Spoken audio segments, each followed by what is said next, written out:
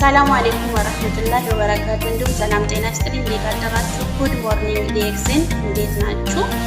ዛሬ የዲኤክስኤን ምርት በትንሹ ላስተዋውቃችሁ።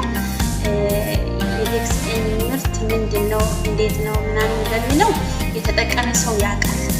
የዚህን ዲኤክስኤን ፕሮዳክት ተጠቃሚዎች ካላችሁ በኮሜንት አሳውቁኝ እላችኋለሁ። እንዲሁም በውስጥ ደግሞ እያዘዛችሁ የምትጠቀሙ ሁላችሁም እጅግ በጣም ላመሰግናችሁ ፈልጋለሁ።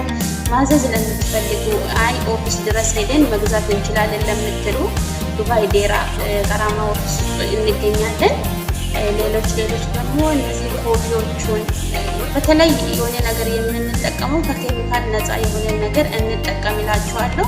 ከራሴ ኤክስፔሪየንስም ማካፍልላችሁ ይሄንን ነው።